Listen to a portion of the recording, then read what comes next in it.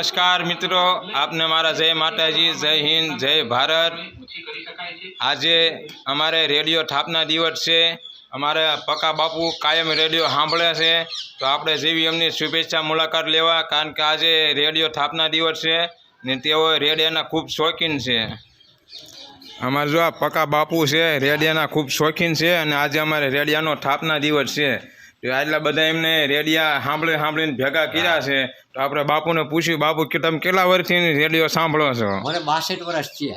હા, 62 વર્ષ ચાલે છે અને હું 8 વર્ષનો હતો તારનો સાંભળું। ઓહો, આ બધા બધી કંપનીના છે આપણી પાસે, એકે બાકી નહીં મારી પાસે। બાપુ 8 વર્ષના હતા તારના રેડિયા સાંભળે છે, બધી કંપનીના રેડિયા છે અને આજે રેડિયાનો સ્થાપના દિવસ છે। તો આપણે પક્કા બાપુને શુભેચ્છા આપી। તો બાપુ તમે કયા કયા કાર્યક્રમ સાંભળો છો? બધા આકાશવાણીના કોઈ કાર્યક્રમ બાકી નહીં। વિવિધ ભારતીના કાર્યક્રમ સાંભળવી છે, ખેડૂત મંડળ સાંભળવી છે, કાર્યક્રમ એક બપોરે 12 વાગ્યાનો આવે છે ભજનની બધા સાંભળવી છે। બધા કાર્યક્રમ સવારે 6 વાગ્યાથી ચાલુ હોય, રાતે 11 વાગે બંધ થાય ત્યાં સુધી રેડિયો અમારે ચાલુ જ હોય। અખંડ સુર કાર્યક્રમ, અખંડ સુર કાર્યક્રમ, ગામનો સોરો કાર્યક્રમ, બધા કાર્યક્રમ સાંભળવી છે। રૂડીનો રેડિયો, કોઈ કાર્યક્રમ બાકી નહીં। બધી અલગ અલગ કંપનીના જો બાપુએ ભેગા કર્યા ને બધા ભારે ભારે છે। એ સમયમાં આવા મોંઘા રેડિયા લેવા હોય ને ત્યારે અમદાવાદ કા મુંબઈથી મંગાવવા પડતા હતા।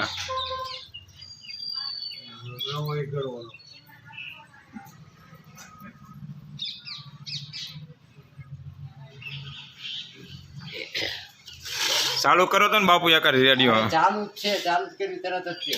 પડશે ક્યાં પડશે અને મહત્તમ અને લઘુત્તમ તાપમાન કેવું હશે, પવનની ગતિ કેવી હશે, કઈ દિશામાં હશે, ભેજના ટકા કેટલા હશે અને વાદળાની સ્થિતિનો સમાસ કરવામાં આવે છે।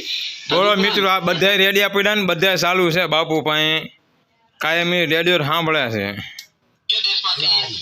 જો મલ્ટી મોડેલ અને એસેમ્બલ ટેકનિકનો ઉપયોગ કરી ભારતીય હવામાન વિભાગ નવી દિલ્હી દ્વારા હવામાન આગાહી બનાવવામાં આવે છે। આ માહિતીની પ્રાદેશિક હવામાન વિભાગ તથા જુદા જુદા રાજ્યો સ્થિત ભારતીય હવામાન વિભાગના હવામાન કેન્દ્રમાં પ્રસારિત કરવામાં આવે છે। આ કચેરીઓ દ્વારા માહિતીમાં યોગ્ય ફેરફાર આ ટેપ વેપ બધા કોઈ બધા રેડિયા ચાલુ છે। બોલો, હા, બધા ઇમ્પોર્ટન્ટ બધા ચાલુ જ છે, ગમે એ કેમ ચાલુ કરી દો। આ ટેપ ચાલુ કરી દો એટલે તમારે આ માટે ભારતીય કૃષિ હવામાન વિભાગ દ્વારા દેશના તમામ પદાધિકારીઓ વૈજ્ઞાનિકોને આમંત્રીને દરેક રાજ્યમાં જિલ્લા કક્ષાની કૃષિ આબોહવાકીય સેવા સલાહ માટેની ચર્ચા વિચારણા કરવામાં આવે છે। પ્રવીણભાઈ, આ ઉપરાંત આપણા ખેડૂત મિત્રોને જણાવી તો દઈએ કે માહિતીનો પ્રસાર કયા માધ્યમ દ્વારા કરવામાં આવે છે। તો મિત્રો, હવામાન આગાહીનો પ્રસાર રેડિયો, દૂરદર્શન, ખાનગી ટીવી અને રેડિયો ચેનલો, વર્તમાનપત્રો, ઇન્ટરનેટ, અખિલ ભારતીય કૃષિ સંશોધન વિભાગ અને બીજી સંલગ્ન સંસ્થાઓ, કૃષિ યુનિવર્સિટીઓ, રાજ્યોનો વિસ્તરણ વિભાગ, કેન્દ્રીય કૃષિ વિભાગ, કૃષિ વિજ્ઞાન કેન્દ્રો દરેક અંતિમ ઉપયોગકર્તા સુધી આગાહીને તેના વિલંબે પહોંચાડાય છે।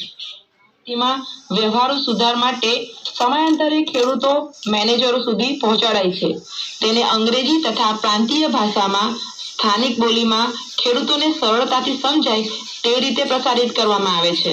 મિત્રો, આ કૃષિ સલાહને દર અઠવાડિયાના મંગળવાર અને શુક્રવારે એમ 2 વખત પ્રકાશિત કરવામાં આવે છે અને તેનો પ્રચાર પ્રસાર અમારા પક્કા બાપુ અત્યારે સોશિયલ મીડિયાનો જમાનો છે, ફોનનો આધુનિક ફોનનો જમાનો છે, તો એ ફોનનો ઉપયોગ નથી કરતા, ફક્ત રેડિયોમાં જાહેરાત સાંભળી બધું ખેડૂતલક્ષી બધી માહિતી રેડિયામાંથી જ લે છે, ફોનનો ઉપયોગ કરતા જ નથી। પક્કા બાપુ, હું કેવું તમારું આ નવા અત્યારના નવા યુવાનોને તમે શું કહેવા માંગો છો?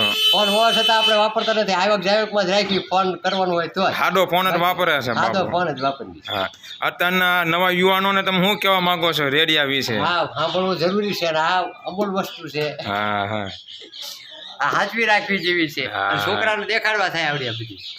વાહ ભાઈ વાહ। નમસ્કાર મિત્રો, આજે રેડિયાનો સ્થાપના દિવસ છે ને અમારા આખા ગામમાં પક્કા બાપુ એકલા અમારા રેડિયાના શોખીન છે। અમે ક્યારેક એમને હારે અહીંયા બેન સાંજે સાંભળવી છીએ। તો આજે રેડિયાનો સ્થાપના દિવસ છે તો આજે આપણે અહીંયા અમારો વિડીયો પૂરો કરવી છે. તમને અમારો વિડીયો કેવો લાગ્યો લાઈક કરો, શેર કરો, કોમેન્ટ કરો.